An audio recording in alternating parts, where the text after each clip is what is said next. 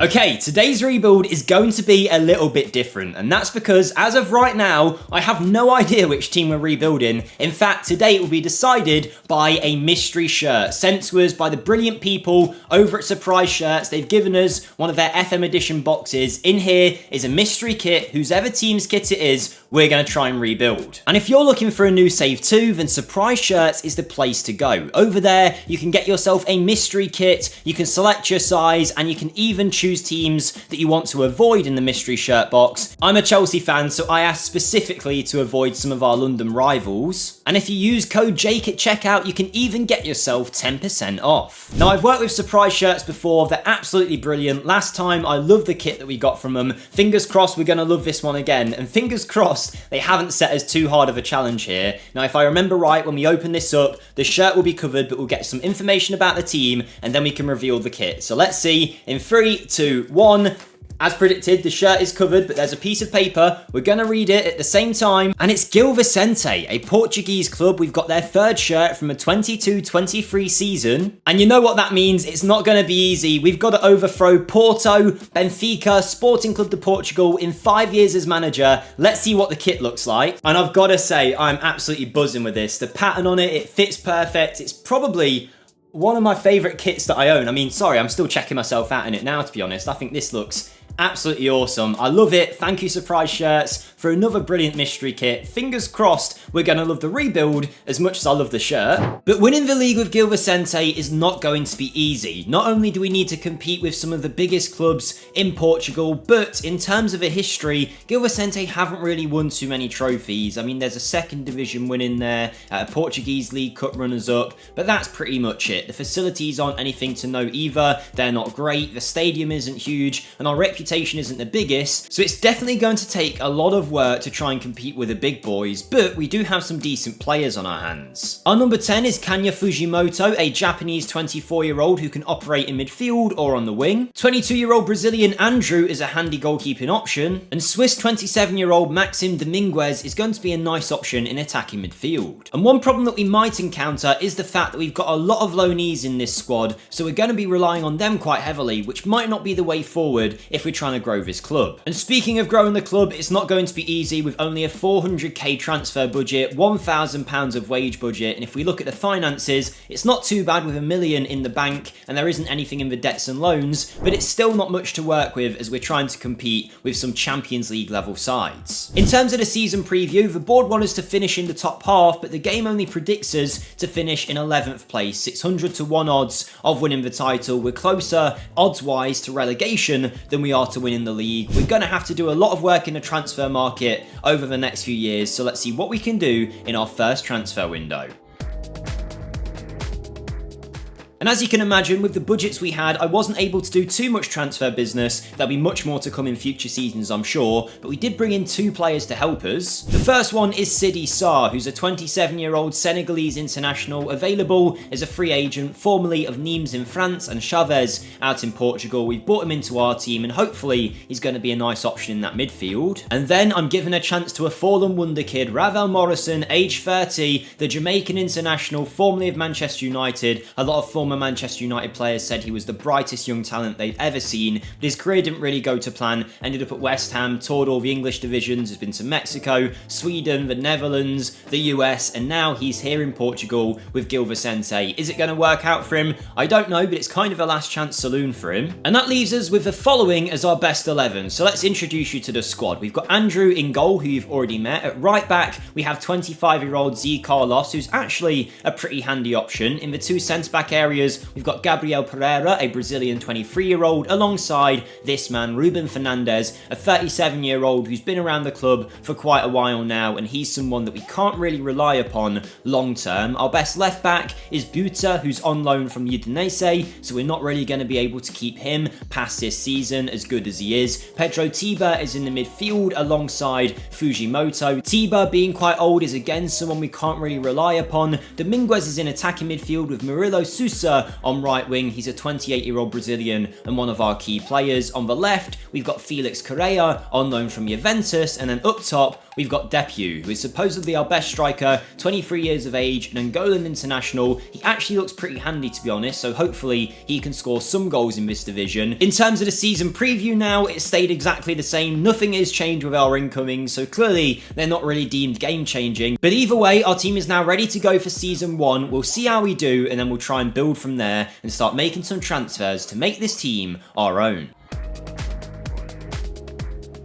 And it was very much a mixed bag of a season, if I'm honest. It's not necessarily anything that we're going to remember, but we did have some memorable moments, like this match against Sporting Club de Portugal about halfway through the season, where after 30 minutes, in a stadium that has about 10 fans in it, we managed to score a goal to go 1-0 up through Fujimoto. Just after half-time, we worked the ball out to the left-hand side, where Buta was able to cut into Andrade, who hit a brilliant finish into the top corner. Sporting Club did show some quality to pull a goal back, a brilliant run from Marcus Edwards. But with only a few minutes to play, a Fujimoto corner was headed away by Matthias Reis, and this shot from Depu found its way to the back of the net, and in added time we decided to add a fourth, with Neto playing the ball to Tiba, to Andrade, some brilliant football, and a brilliant finish too. And that 4-1 win against Sporting Club de Portugal was probably our highlight of the season, because outside of that there was nothing really to note. A third phase exit in the League Cup, the Portuguese Cup, we were knocked out in the 4th round by the club we just beat 4-1, and in the league we never really showed any signs of doing anything special. We avoided relegation comfortably, sitting in 8th spot, 45 points, -2 goal difference, 13 wins, 15 losses, but a good 15 points away from any kind of European place. And one of my fears pre-season has kind of came true, because our best players all seem to be loanees. Felix Correa in on loan scored 15 goals, Martin Neto scored 8 in on loan, Leonardo Buta was one of our best at left back, he was in on loan. In terms of players that are here that we can build around, we've got Murilo Sousa, who had a very good season on the wing. Fujimoto was one of our most consistent performers, and Pedro Tiba did very well from midfield, but again,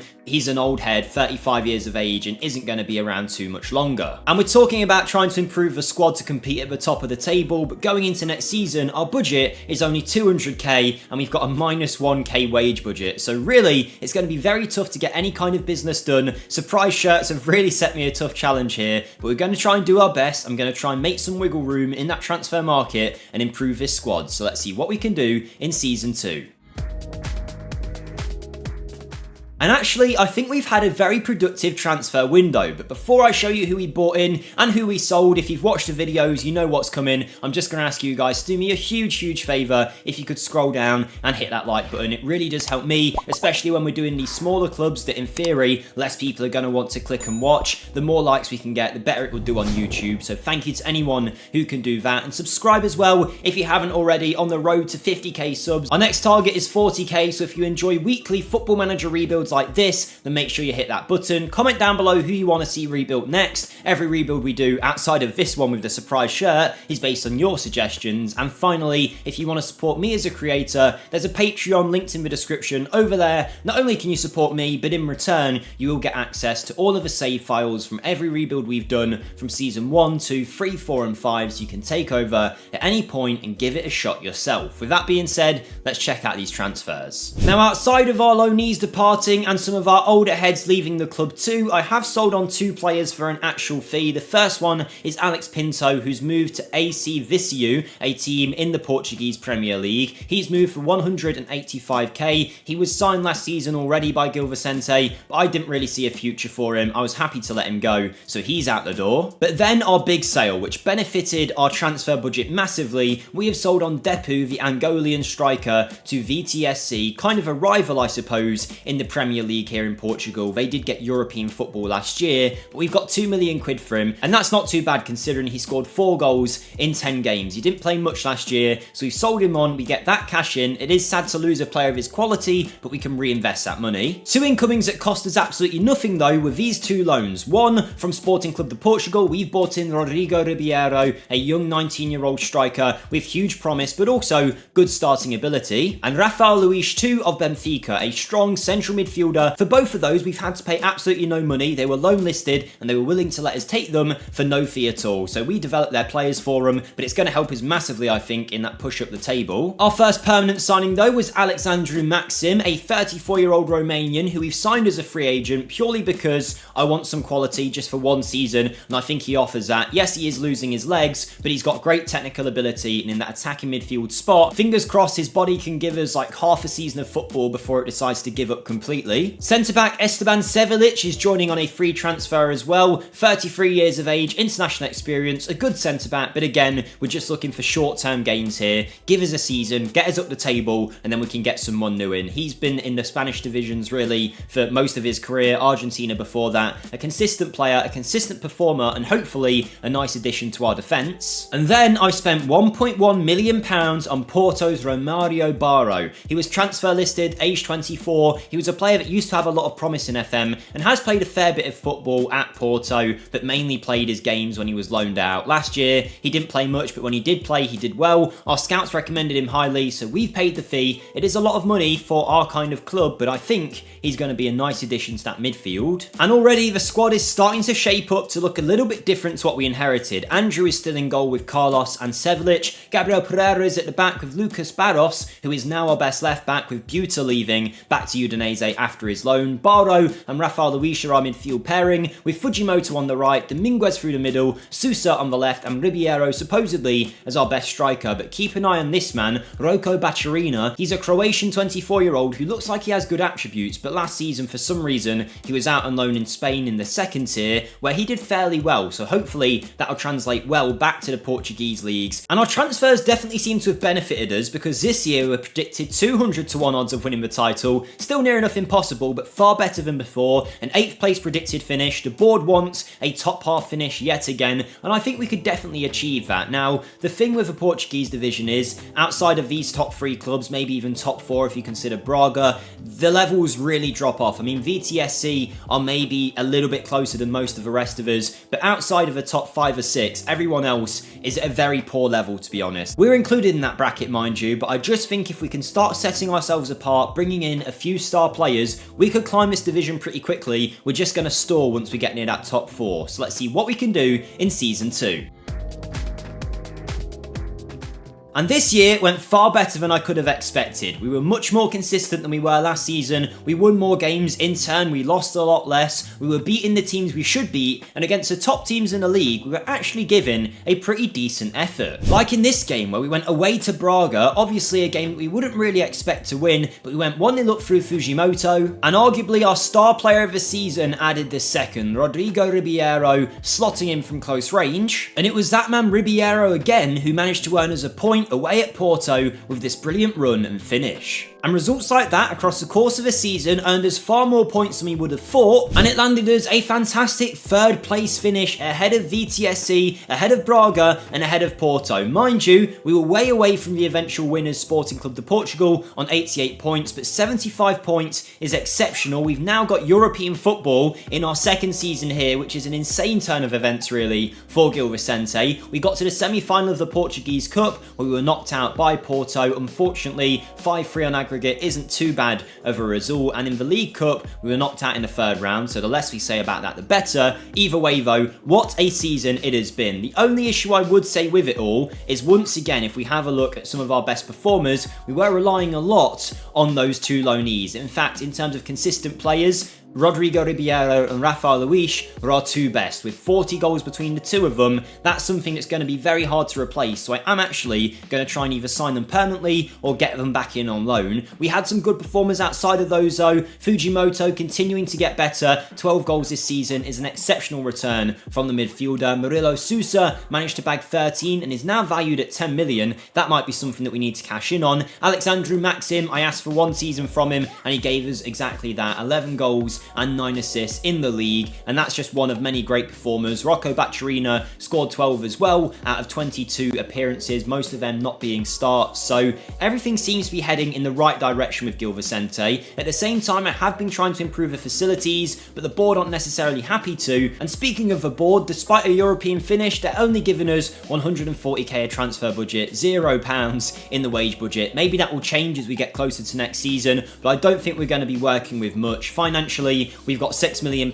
in the hole. Our success has came at a cost, but I'm thinking now we're in Europe, we should be able to recoup quite a lot of that money. It's just going to be very hard to do anything in the transfer market, but you know I'm going to try anyway. I'm going to try and get rid of some players, bring some players in, and keep improving this team so we can finish in the top 4 yet again.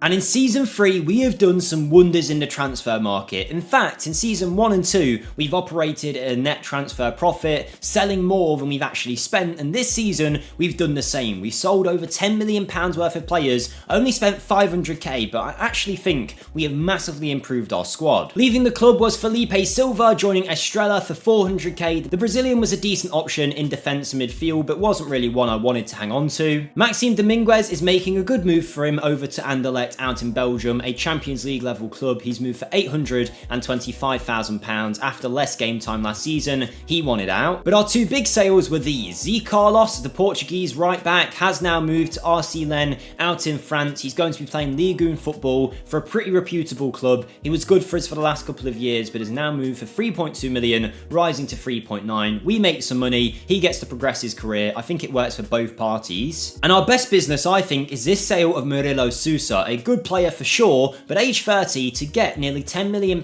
for him from Augsburg out in Germany, I think is a good deal. He's playing in the Bundesliga, he'll be happy with that, he's going to be a regular starter over there, but I don't necessarily think he is a £10 million player, so I'm delighted to have that cash come into the club. And just to show you as well, our academy is producing some good young players, 2 of which we've loaned out to this club, to Sens. The first one is Felipe Rosa, a promising young striker, and Brazilian Casemiro, a good midfield option who can also play left wing, who seems to have a nice bit of potential too. But let's get to the incomings, where we've got a lot to get through. Firstly, we once again pull off a great deal signing Rodrigo Ribeiro for no loan fee from Sporting Club de Portugal for his second season here. And it's the same story for Rafael Luis, now a wonder kid, a model citizen personality, a fantastic midfielder. We get to develop him for Benfica, they're happy with that. Meanwhile, we get the great performances that help carry us up the table, so it works for both parties. Dimitri Folquier is a new signing on a free transfer at right back. The French 32-year-old, or Guadeloupean should I say, has played quite a few games for Valencia over the last few years, so clearly is a talent, and I think for us is going to slot in very nicely in that right back spot and give us a nice bit of depth. Another older head that we're bringing in to give us a short-term benefit is Tom Lawrence, the Welsh international, now 31, formerly of Derby, was at Rangers and has done very well for the last 2 years, so I think he's a great signing on a free. Bruno Iglesias is in from Real Madrid on a free contract, maybe one that won't really do much, I don't know yet, but to get him for free isn't too bad considering the potential that he may have. A very nice signing though has been Luan Perez, the Brazilian 31-year-old in the prime of his game in defence, has signed for us on a free from Fenerbahce, where he actually played quite a lot of football, so I think for us that's a real coup. And our enhanced reputation being in Europe this season has meant that we could attract the likes of Ben Davies to the club.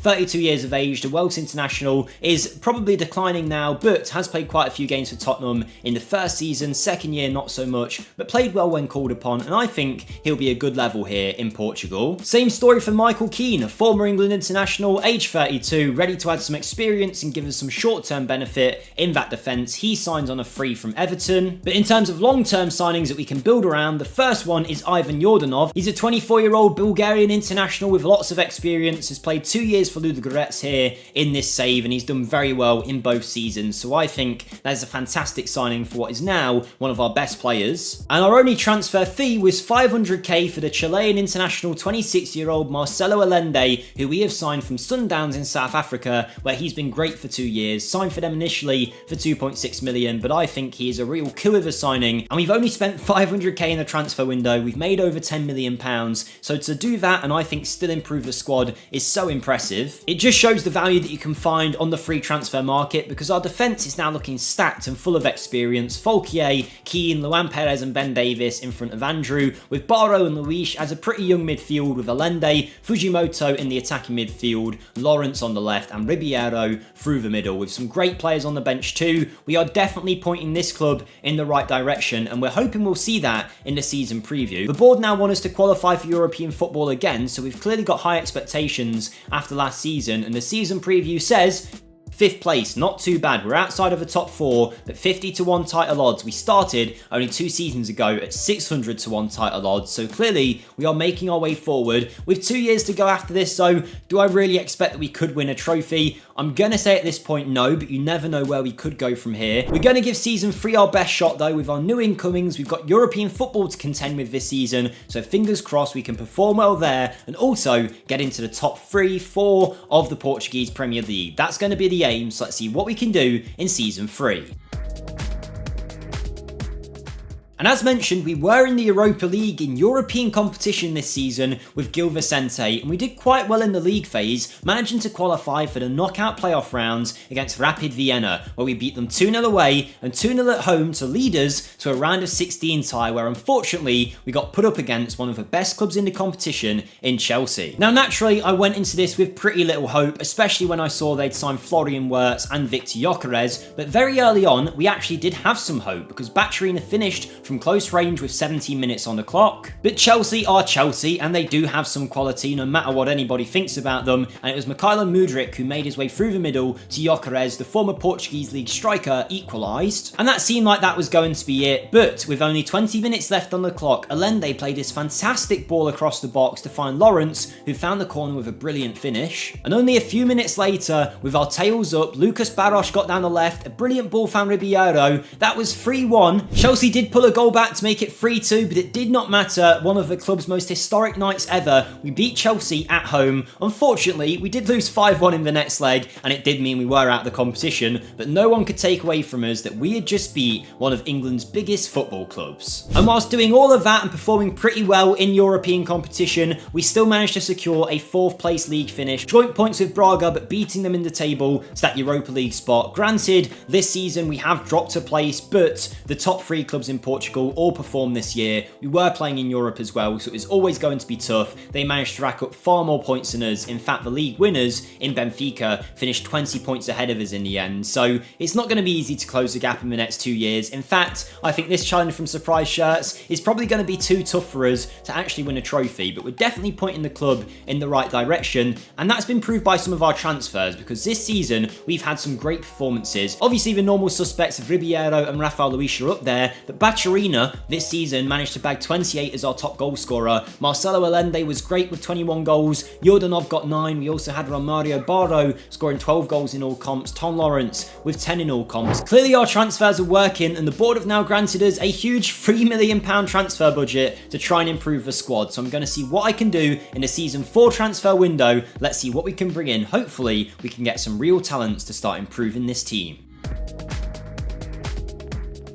And again, we have worked wonders in the transfer market. We've sold £15 million worth and only spent under £2 million and still improve the team in my eyes. So I think we're doing so well. Before I show you the transfers though, the last time I'll ask you, if you are enjoying the video, please go ahead and smash that like button for me. It really will mean the world. But let's see these transfers now. Outside of losing a lot of our older players on free contract exits, we've also sold off Lucas Barros, a 26-year-old Brazilian left back, for a fee of 675k. But the big sale is Yordanov, the Bulgarian who we bought in last year. I was planning to build around, but when you bring someone in for free and a year later a Saudi Arabian side offer £14 million for him, it's hard to reject that. The guy is now getting a bigger contract there too. Yes, he's supposedly valued at 30 million now, but we have got some huge money for him, and that meant we could really reinvest it in the squad and the infrastructure at the club. Now unfortunately this season we did not manage to secure the signings of Ribeiro and Rafael Luis again. They're now playing big parts at their own clubs, so unfortunately they are not going to be part of the squad, but we did manage to loan in a Sporting Club de Portugal player yet again. Goncalo Esteves is going to be a new right back option, probably the backup right back, but age 22, he's got a lot of promise and he's a nice handy player to have. Our backup left back though is now the youngster Prince Anning, who is signed from Borussia Dortmund after a free contract exit. Played a few games for them, but mainly has played for their second team. I think though we've got a very good prospect on our hands. Arguably our biggest signing of this window though was Jack Clark, joining on a free contract after his time in Sunderland, where he's done done so well in the Championship. I think if he can do well in the Championship, he's going to tear up the Portuguese leagues. £15 million valuation, signed on a free. It's a big contract for us, but I think it makes sense. Former Newcastle player Javi Manquillo is our new right-back option. He's been out at Valencia for the last few years. Folkier has left us now on a free, so in comes Manquillo to be the new man at right-back. Facundo Gonzalez, the Uruguayan, signs on a free from Juventus. He's not really played much football there. Age 23, he's just going to be a squad option that we've got for quite a cheap deal. We've also signed Dion Cameri from RB Salzburg at the end of his contract. Age 22, the Austrian has done pretty well for them, if not exceptional, but we've only paid $5,000 in compensation. I think that's a pretty handy deal yet again. Another player that's got the potential to grow and a nice valuation to go alongside it. Same story for Lucas Sadlek, except he's not young, but we have got him again on a cut price compensation deal of $62,000 at the end of his contract with Sparta Prague, where he has been exceptional for 3 years out in the Czech Republic. Valued at $3 million, I think he's a brilliant addition to the team, but not as good as Ronnie Edwards, another player we've got at the end of his contract. We have had to pay $200k of compensation to Peterborough, where he's been playing in League One and the Championship for 1 year. And again, I think this is a great deal. A 23-year-old England under-21 international formerly with great potential, good ability, comes in as a good player for this division, and he has the potential to get a lot better with resale value too. But our only actual transfer was Paul Ocon, the only one we actually paid real money for as a transfer fee. Transfer listed by his club Benfica. We've paid £1.5 million for the Belgium, which I think is a very good deal for this player, who's good right now, but also has a lot of potential to get better yet, and is used to the country already. And this squad is now really starting to come along. Andrew is in goal and developed really nicely actually now, age 25. Next to him in the defence is Manquillo, Ronnie Edwards, Luan Perez and Ben Davis, who's still here. Sadalek is in the midfield with Barrow, and then in front of them we've got Allende, Fujimoto, Clark and Baturina as a very good forward line for this division. And now if we have a look, season preview has us in, drum roll, 50-1 odds, 5th place finish. It hasn't really moved, but I definitely think we're going in the right direction. You can see our reputation has now increased. I'm still working on some new facilities too. We're going to try and leave this club in the best place possible, but with 2 years to go, we need to make a push for the league title this year really, if we have any chance of winning it in this save. And this season, yet again, I feel like we were heading in the right direction. European football was on the cards. This time we again made it to the knockout playoff round, and Sparta Prague were our opponents. They're a little bit closer to us in quality than Chelsea, and that was seen in a very close tie. And we headed to the Czech Republic in the second leg with a 1-1 draw from the home leg. Unfortunately though, Carlson scored very early on for Sparta Prague. We came back only a few minutes later though. Paul Ocon finding Allende, a nice ball through to Cameri, managed to put the ball in the area to Baturina to score to equalise. But the goals kept flowing. Only a few minutes later again, we were found out at the back. Preciado in that right back spot found Carlson, who added his second of the game. And then a poor mistake from Jack Clark led to a ball played into the defence. Going wrong, Kutscher rounded the goalkeeper and made it 3-1 to the Czech club. But we were not going to give up. We were a team with some great quality and a lot of experience in there too. Cameri went forward and managed to slot this ball away to make it 3-2. And only a few minutes later, a mistake in the defence led our academy product Rocha going forward, and he bagged a goal to make it 3-3. We went all the way into extra time where Kutscher scored this deflected shot to put his side in the lead, but after a red card for Sparta Prague in the 119th minute, Jack Clark picked the ball up in the area, managed to slot it past the goalkeeper, making up for his mistake. We headed to penalties. And Kutscher, who had already scored 2 this game, stepped up and missed from the spot, and that meant our academy product Rocha, who scored the goal for us earlier, could win the tie, and he did, slotting it past the goalkeeper. We were heading to the round of 16. Again, we came up against an English club in West Ham and got battered, but you know what? We can hold our heads high. We are giving it a good go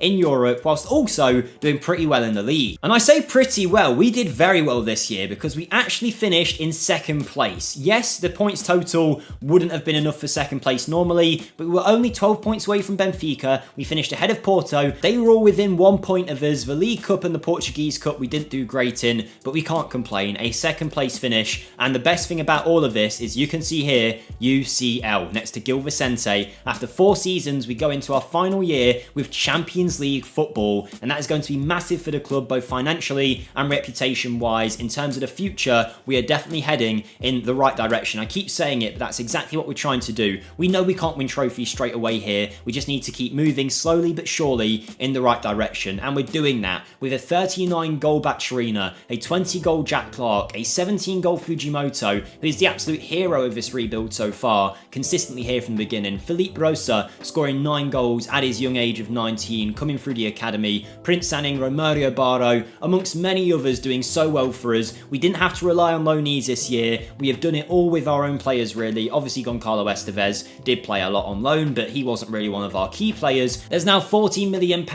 in the overall balance. We've got £7 million to spend and 55 grand of wage budget. We are going to do this. We've improved the facilities. We've got 1 year to go. We're going to make some transfers and make that one final push to try and win the Portuguese title.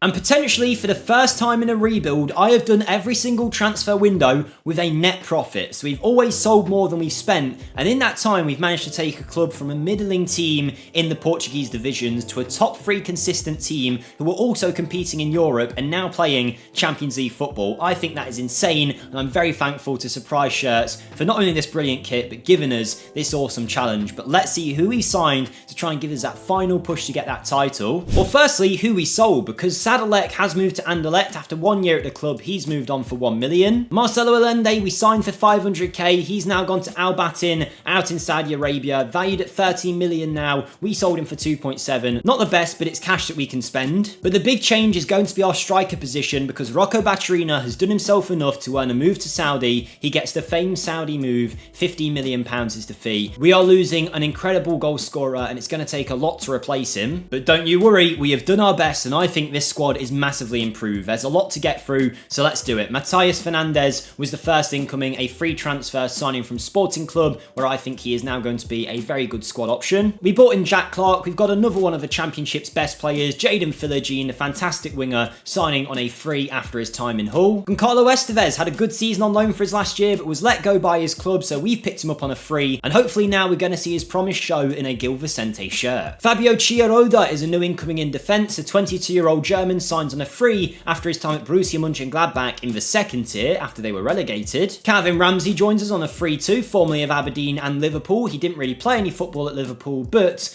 I think we can be very happy with him on a free contract. 2 more free signings. One is Paulo Bernardo, a fantastic addition to our midfield, joining us from Benfica after his contract expired there. And Adrian Semper, our new backup goalkeeper, who joins us after his time in Como. There was actually one more free transfer actually. Adam Holšek has signed, age 24, a Czech international with 61 appearances from Bayer Leverkusen. He hasn't been playing there, but I think he'll be a great addition to our forward line. Daniel Gonzalez has signed for 1.8 million, a Chilean international defender who comes in as one of our best at the back after some great performances in his home nation. Julian Rodas is a very promising Colombian forward, age 19, who we've paid £2 million for from Millonarios. If you're anybody that continues to save over on Patreon, you've got a great wonder kid on your hands here. And the same goes for this player, Andy Harwood, 20-year-old English left-back option who we signed from Sweden, AIK, £2.3 million for him. Yes, he's one for the future, but also he comes in as probably our best left-back right now. And what a side we have assembled here at Gil Vicente. We took over when the club was struggling in the mid-table. Now we have Andrew in goal, who's been here from the start, and that is something to note. A lot of these players have stuck it around for the long term. Ronnie Edwards and Chiaroda with Harwood in the defence, a much younger defence now. Romario Barro and Ocon in the midfield with Fujimoto, Camari, Jack Clark and Adam Holšek. There's some great talent on the bench too. We're ready to go for our final season. The board now want a Europa League finish, so they clearly predict a lot of us. And the season preview has us at our best odds yet. 33-1 odds to win the title. Benfica and Porto are kind of up there as the 2 favourites. Sporting are a little bit further outside of it. Either way, we're going to go for it. 1 season to go. Can we do it? Can we win a trophy? Even if it's a League Cup, I'll be more than happy.